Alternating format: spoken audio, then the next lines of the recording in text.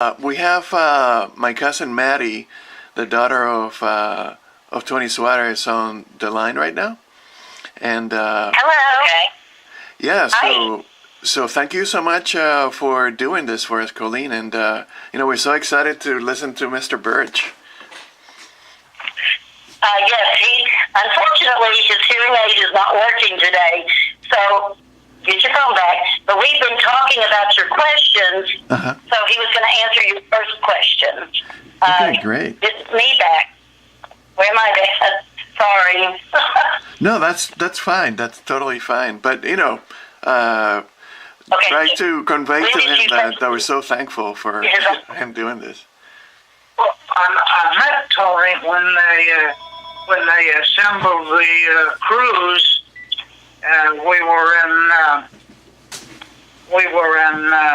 Florida, and they assigned us to crew members, and I met Tony for the first time there in Florida, outside Tampa, and along with all the other people, and including the pilots and everything. So we became a group, and from there we were transferred to Avon Park, Florida, where there was an air base that we would work together as a crew, and we spent a few months there flying practice missions.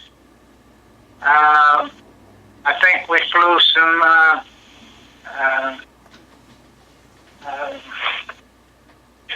bomb missions with fake bombs.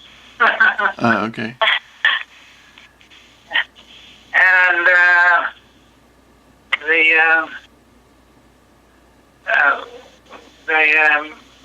some of the flights, if I remember right, they had some Bell aircraft, I forget the number, that were fighter planes that would pretend they were attacking us, and we would practice calling them out and pointing our guns at them, and apparently the fighter planes were practicing too. Okay. All right. Yeah, I don't remember if we had. I don't remember if we had.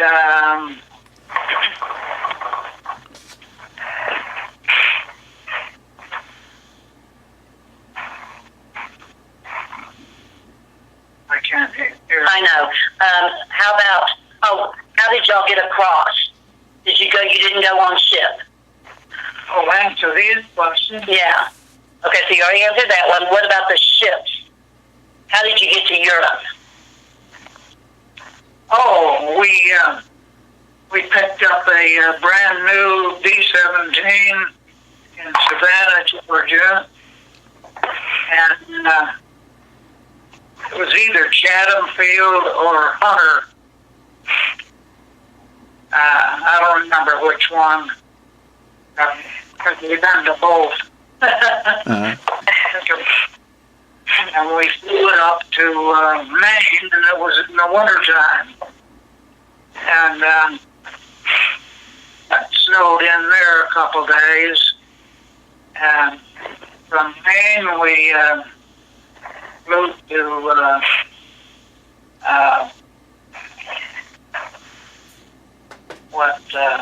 not Nova Scotia, but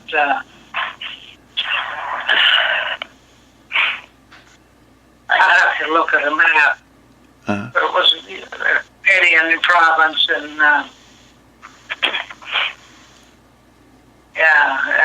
near Nova Scotia. Okay. And we were supposed to fly from there uh, to Iceland and stay overnight, get filled up, and then fly to Prestwick, Scotland.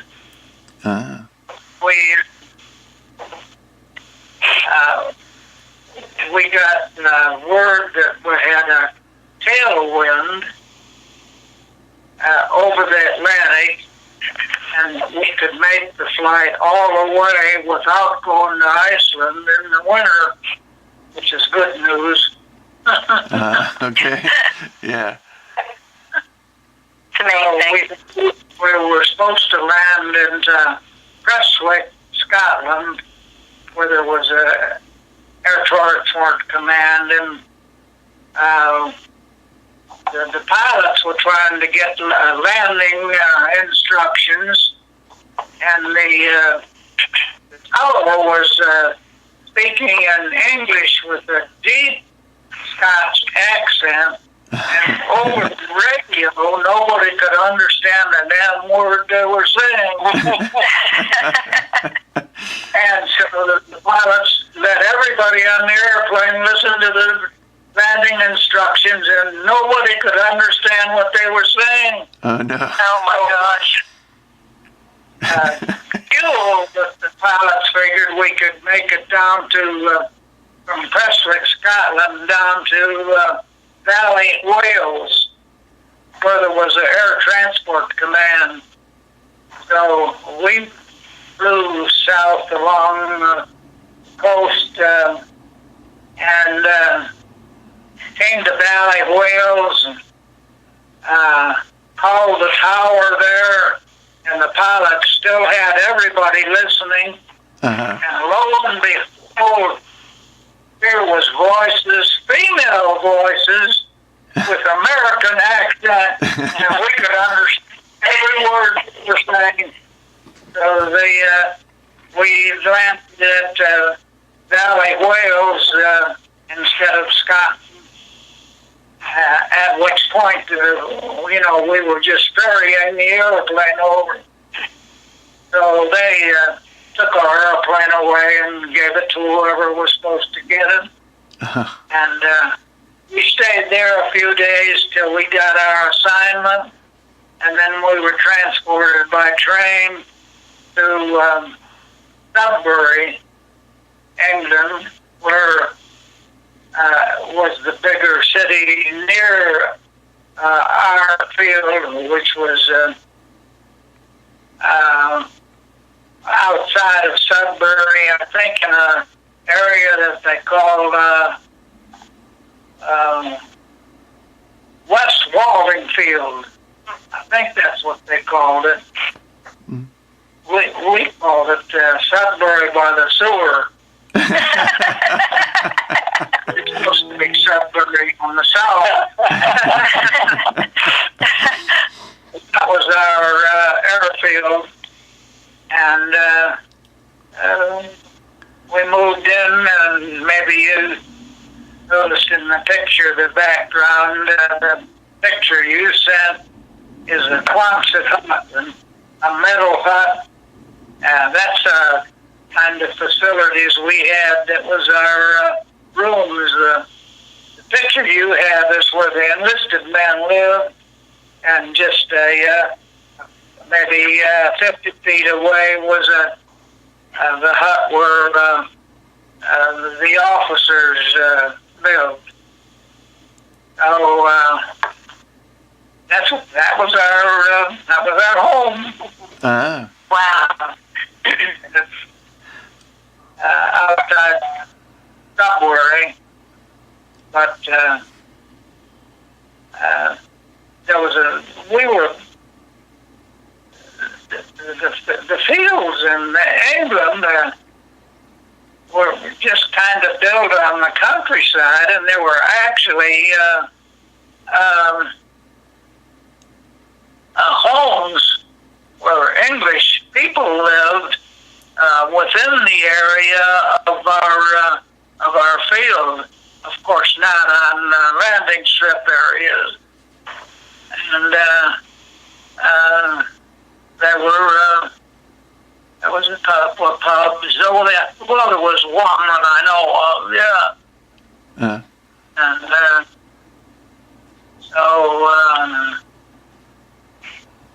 that was about it. Of course, we were there in the winter. And but we didn't. I guess we flew our first mission, and well, you have a list of the missions, don't you? Right. Yeah. Yeah, they started in February. Yeah. They done them, yeah. One we flew them and where, yeah. And Tony's. I may have mentioned it. Tony was the armor governor,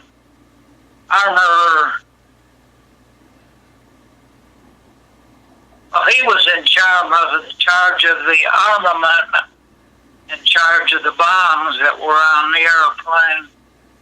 And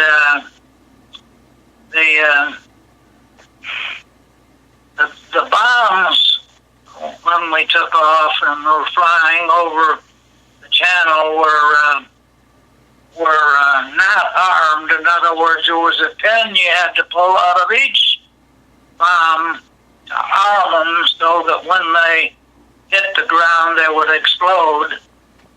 And it was Tony's job to walk on a little platform about a foot wide and reach out over the reach out where the bombs were hanging and pull the pin out so that they'd be armed so that they would explode when they hit the ground. And that was kind of a precarious job because if he slipped and fell, he'd go all the way down. Not that the bomb bay doors were open, but if he fell on the bomb bay doors, they would fall open.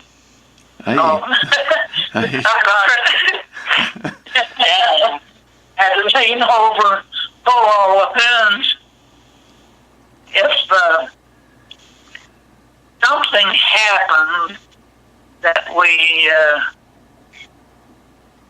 aborted the mission, in other words, they said that don't bomb that mission, return to the air base, which didn't happen very often, but I think it happened once. It was Tony's job to go back into Bombay and put the pins back so that when we landed, get loose and blow us up. So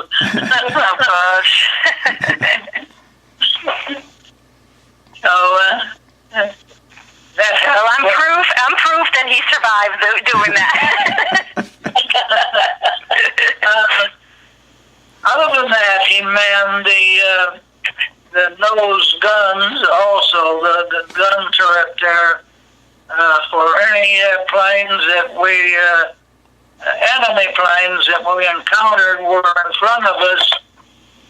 He had a electronic sight that he could look through, and the guns were kind of like in the chin turret. If you've seen the B-17, you saw the chin turret when he would operate those guns. And fire at anything coming at us. I don't recall anybody coming at our nose, so we never got a chance to shoot. Tell about that time he got shrapnel. Huh? Tell about the time he got hit in his jacket. Remember when he got the shrapnel hit his jacket? His jacket? Yeah, remember when they hit his jacket? They have his jacket? No. Sorry. Remember when he got hit and it knocked him off his chair? Oh. Yeah, tell him about that story. The target? No, about at the target area when we were coming into No, where we knew we were going to get flak. Yeah. You know what flak is, right? Yes. Right. Yes. Well, when we knew we were going to get in that, we had a jacket that looked like a catcher's, baseball catcher's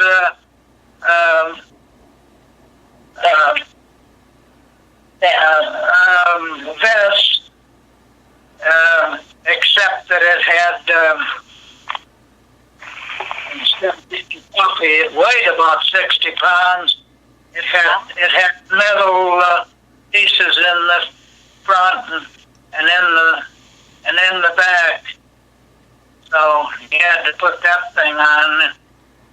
Like I said, weighing 60 or more pounds, so that in case you got hit the piece of flak, chances were pretty good that would stop it.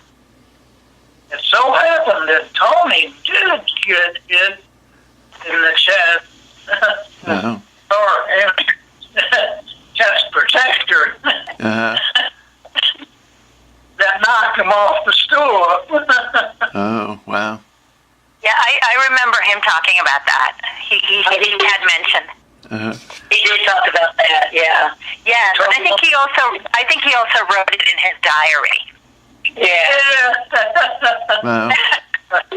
The one that got a scratch. Right. I got the stool shot out of my GI shoe, but I wasn't wearing them. I was wearing Okay.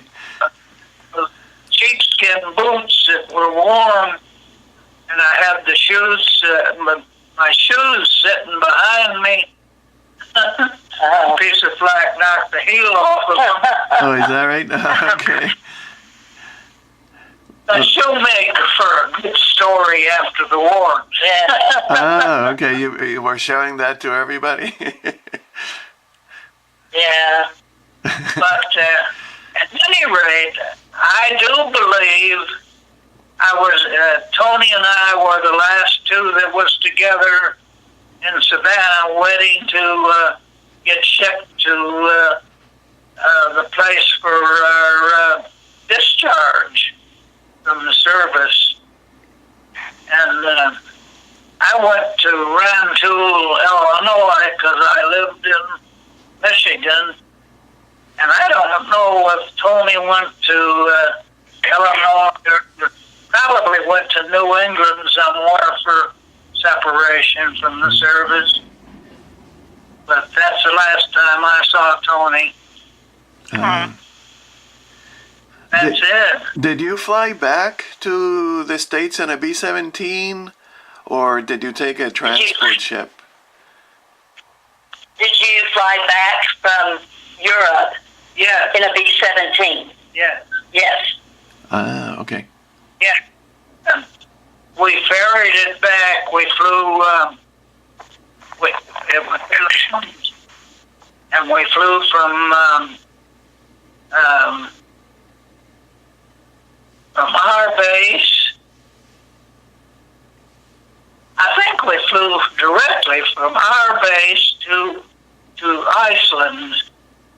And we landed in Iceland. Of course, it was summertime, and so it was bearable.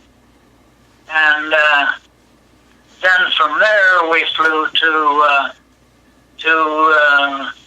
Labrador, and it was good to see Labrador with no snow. And then we flew from there to I don't know, some field in New England. And was it Bradley Field in Connecticut? Bradley Field in Connecticut? huh? Bradley Field in Connecticut? Bradley Field. Yes. Bradley Field. Yeah. Oh, okay. You guys know more than I do. See? Yeah. So, after the combat missions ended, did you fly any humanitarian missions. I know that the bomb group did some of that. Oh, can you repeat that? I'm sorry. Yeah, after the war ended, I know that the 486 was flying humanitarian missions. Flying refugees around. I don't think she did. You didn't do any more missions flying the refugees around, military missions. No, they offered us all a job to stay in the service. And after the war ended, and as you might imagine, we all said no thanks.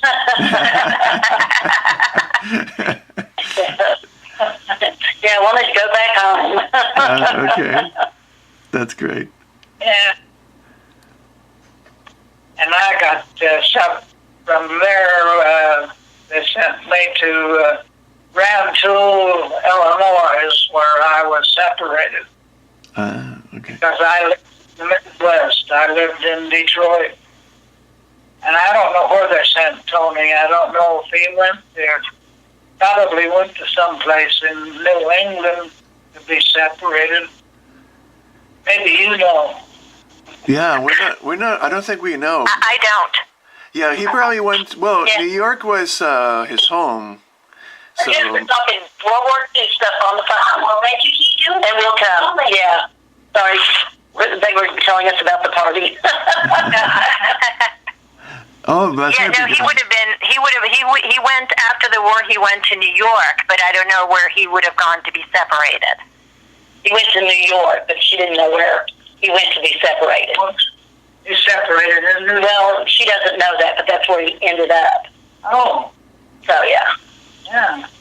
So did y'all know that he was an interpreter for radio stations? No. Oh no. Okay, tell him about how he interpreted. Oh, when Tony, as you probably know, was from Spain. Right. And he Right. spoke fluent Spanish, and they had the Americans had a propaganda radio that transmitted into Spain. Spain was not in the war, and I guess we didn't want them in the war. I don't know which side of Spain at that time would have been on. Yeah. And so Tony would speak in Spanish on the American radio system transmitted to Spain, and what his messages were, I don't know. The government probably told him what to cover. Uh-huh. Oh, so he was doing this as a broadcast, like a propaganda broadcast? Yeah. Oh, he must have done that 10 or 15 times, and I remember get called up to go talk. Ah. Wow, that's something new. We didn't know. Oh, cool. Oh, wow. That's all I know. So, That's great. Thank you so much. Said that they were just like family, you know. If I have one more thing, there were a few of us on our crew that were Catholic, and I believe Tony was one of them, and we would receive communion before each mission, and I believe Tony was one. I know our pilot was another one, and myself, and the Earth Runner, and I think Tony was one too. Yes, I do remember him talking about that. Yes, Yeah. she told them that. Yeah. So, other than that, well, as you know, and I don't need to tell you, Tony was a perfect gentleman. No, Thank you. so that's all. And by the way, I appreciate that picture you sent me.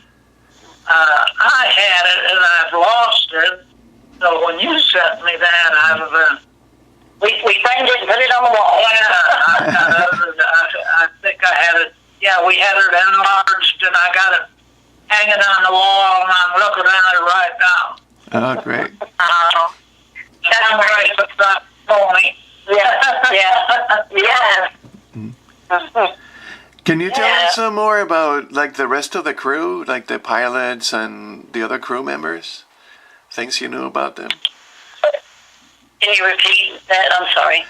Yeah, if he could share things about the rest of the crew, you know, the pilots and the other crew members, that would be cool. Pilots or any of the other crew members? Oh, the other crew members? I know they played poker, but they said Tony never did. Ball turret gunner Eddie Marr lived in New York City, and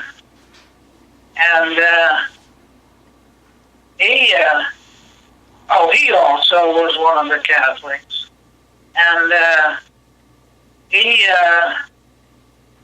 took a job with Gulf Oil, and he was a very intelligent guy. Now, he didn't go to college after the war. The ball turret gunner, Eddie Marr, he worked his way up in the company, where he was, Gulf Oil, yeah, where he was in charge of real estate for them. And he retired, and me and my wife were on a trip up to New England. We looked him up. He's the only one I had any clue of how I could find him. And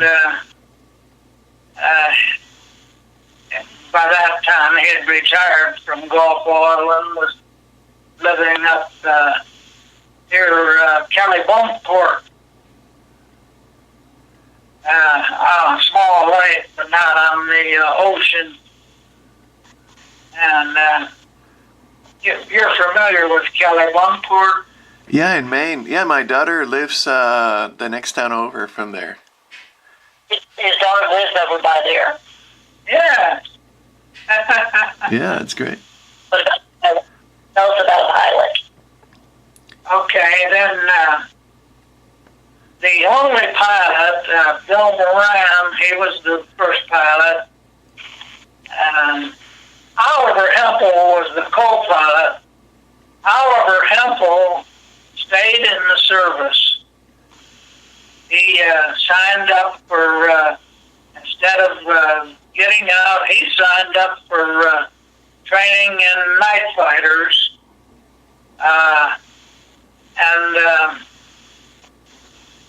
I lost contact with him, but I noticed years later somebody making mention of a General Hempel. And I wonder if it wasn't the same guy, and I'll bet it was. Oh, wow. Wow. He was the kind of guy that would work his way up. The pilot moved to Detroit, one city block away from where I lived. Oh, yeah? He moved there because he was from Pittsburgh, and he was a salesman for an office supply company before the war, and he got his job back, and they transferred him to Detroit, where he had a brother living up there anyway. But he ended up in the same neighborhood that I was, and I met him at church at the late mass. Oh, wow. Hi, Bill. Oh, that's great. Yeah, Bill was also another Catholic on our crew. So, Bill, I was going to college at the time, but I had introduced Bill to some other people, and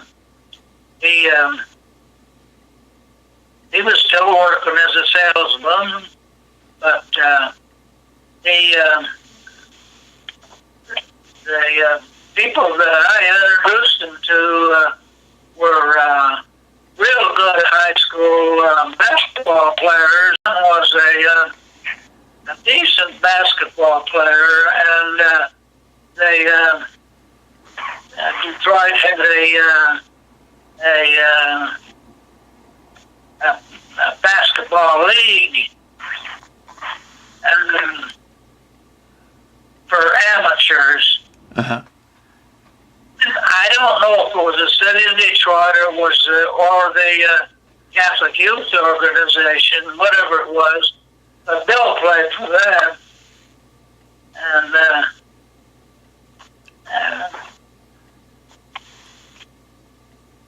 well, we had a softball team, but he didn't play it. And then he got transferred to Washington State, and he got to know a lot of people that I introduced him to, people that were his age. Ah. And everybody says, now, Bill, give us your address. Let us keep in touch. But I never heard from Bill again. I tried to find him, and I couldn't find him. Mm.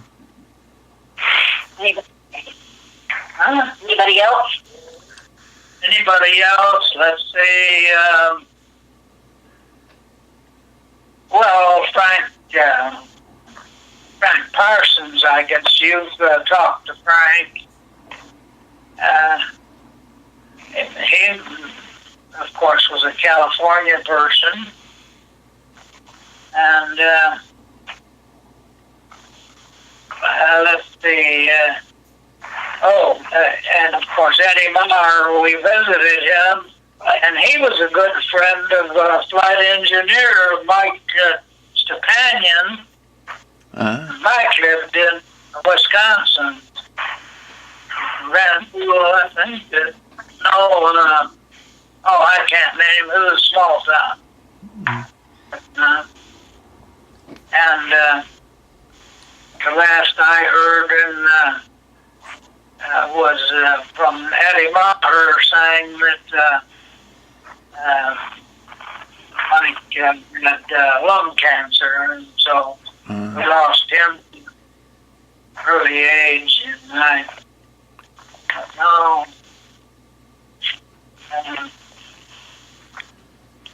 So that's all. I don't know. Well, how about if we hear his story, your dad's story? Like, what happened to him after the war? He went to Detroit, and then what happened in between there and now? Oh, for Dad? Yes. Oh, okay. Well, tell me your story. You're a civil engineer. Tell him your stuff. Tell him your stuff. About me? Yeah. I did what nearly everybody else did. I lived in Detroit, so I enrolled in college at University of Detroit, and it was a 5-year course. in engineering, and I became a civil and structural engineer. And Ford Motor at that time was expanding their business, moving building new buildings all over the country. So I went to work for them as a structural engineer, became licensed as an engineer in Michigan, and worked at Ford Motor a while, and then I worked for a fabricator in western Michigan a while, and I moved to Dallas and met some people in Dallas, and me and one other person opened up our own consulting engineering business. It was called Arnold and the Burch. I was the Burch. Okay. We did structural and mechanical engineering for buildings. He did the mechanical engineering, plumbing and that sort of thing. And I did the structural framework, and architects were our clients that we would do that work for. And we did that for a number of years, until, I don't know. When did I start my own? I know. Well, at any rate, Arnold and Burch turned into a corporation, but I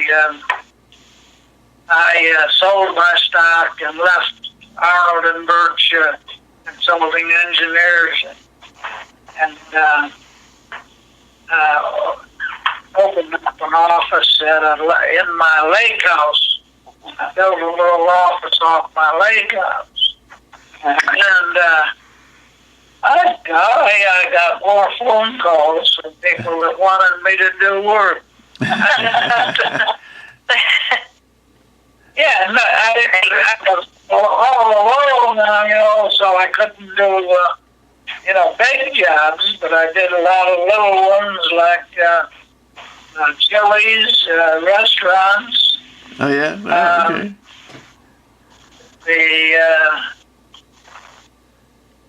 What is that? Something import company. I know, I was just thinking Pier 1. Yeah. Pier 1. Oh, okay. Yeah. Yeah, and the steakhouse. Yeah. I don't remember. But he did get married and have 5 children.